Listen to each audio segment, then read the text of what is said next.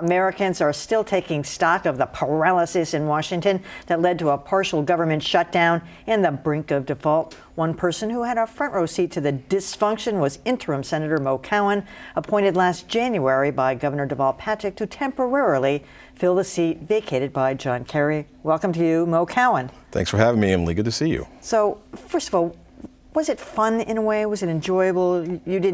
You knew that it was finite for you. There was a beginning and end. It was about 6 months. Was it enjoyable? I loved it. I loved it. It was a great experience, great honor to be able to serve the people here in Massachusetts as their senator. And believe it or not, I actually enjoyed the people in Washington, D.C. too, my colleagues in the Senate, the staff, everyone. It actually was a very wonderful experience. So when you hear people talk about the dysfunction in Washington and throw the bums out and we've got to have a turnover, I mean, that comes up every couple of years, people say it, but were they, for the most part, good people trying to get the job done? Well, I will tell you, I was welcomed warmly into the body by senators on both sides of the aisle. And I would tell your viewers that, you know, to a person individually, most of the senators are seemingly very decent, kind, and thoughtful people. Something seems to be happening, though, when we get together in groups. And there are certain groups within the Congress in particular who, frankly, I don't believe are there to actually help move the country forward. They're focused much more on some hyper-partisan, extreme principles that are keeping the country back. And do you think, it was more of the House that was the problem than the Senate? Well, I think we saw the House sort of the most extreme example this time, but there are some of those elements in the Senate too. You know, whether you want to call it the Tea Party element or the far right, you have people in the Congress right now who aren't interested in finding a way to collaborate and compromise to move the country forward. There is a strain that's there to essentially make government not work for the benefit of anyone. Again, most acutely in the House. But we saw it in the Senate, too, and then Senator Cruz, my former colleague, is leading that charge in the Senate.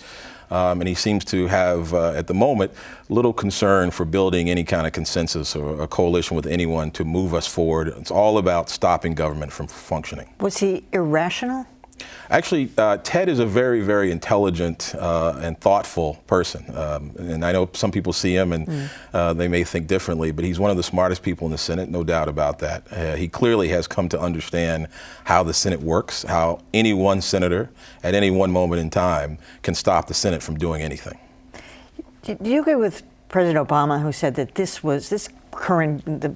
the past government shutdown was really encouraging to our enemies, that it gave them strength? Do you think it went that far? Well, I've been saying for weeks, Emily, that even as there was a lot of public debate about how the president was handling the Syria crisis, and some people were saying it was harming our standing in the world, I've been saying for some time, perhaps the greater threat to our standing was how we are failing to deal with our fiscal crises. And this latest example, I think, really did feed into that. I mean, listen, this is the United States of America.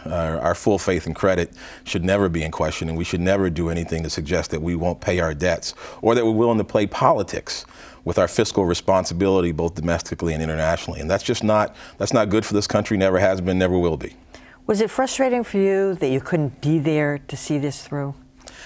You know, I will freely admit I wouldn't have minded being there now to sort of try to roll up the sleeves and work with sort of the rational people on both sides of the aisle to try to move us forward. I think the reports are accurate that a gang of 14 moderate senators on both sides of the aisle came together last week working with Senate leadership to try to get us out of the current mess and try to find a pathway forward so we don't find ourselves in another mess.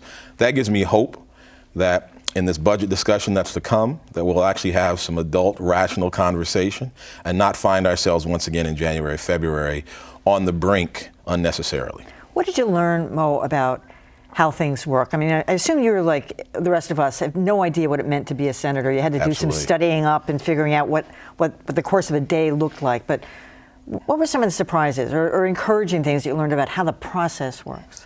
Well, I was encouraged greatly by the nature of the personal relationships, believe it or not. I think on either side of the aisle, across the aisle, people do have some respect for each other. I think we have to figure out, or the Senate needs to figure out a way to allow that to bubble up and be the foundation upon which they build compromise and collaboration. There's a lot of talk about the good old days where the senators and members of Congress used to spend more time getting to know each other. And some people may think that's frivolous or meaningless, but it means a lot.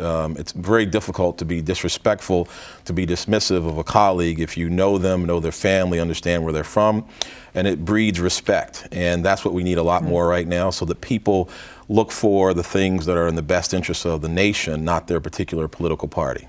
What about the influence of money, contributors, lobbyists? I was watching this 60 Minutes last night. It was absolutely shocking about how some of these congressmen are spending money, all legal, unethical in my view, but legal. What about that? Just the power, the influence of money.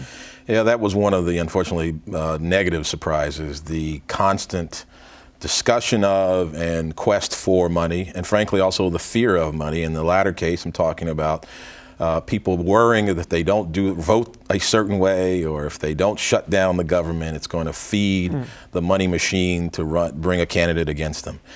It's too much of that happening right now, and lobbyists aren't all bad, and the problem isn't the lobbyists. We have a campaign finance system that I think is skewed and has lost our way. This was trending already before Citizens United. Citizens United has made it worse, and if the McCutcheon case that the court is considering now is found in favor of the plaintiffs, then I think it's going to get worse. Too many members of Congress are having to worry about and spend too much time chasing campaign finance dollars. All right, so what was the coolest thing you got to do? I know you had dinner at the White House. Was that it? My wife and I had the pleasure of dining at the White House. I had the pleasure of a very somber flight with the president on Air Force One with the other members of the delegation in the wake of the marathon bombing. Oh. But Where did you go? We flew from D.C. to Austin for the memorial service. Oh. Yes. The president was kind enough to offer us a ride, if you will. I would say, though, the coolest thing, the memory I'll cherish the most is knowing that my mother was there, fresh off a knee replacement surgery from North Carolina, to see me sworn in. And I have an indelible memory of the Vice President of the United States, the second most powerful man in the world, bending down to whisper in my mother's ear to invite her to the White House and to thank her for letting me serve. Oh, wow. That is great. Brought a tear to my eye. All right. Mo Cowan, thanks so much. Thank you for having me.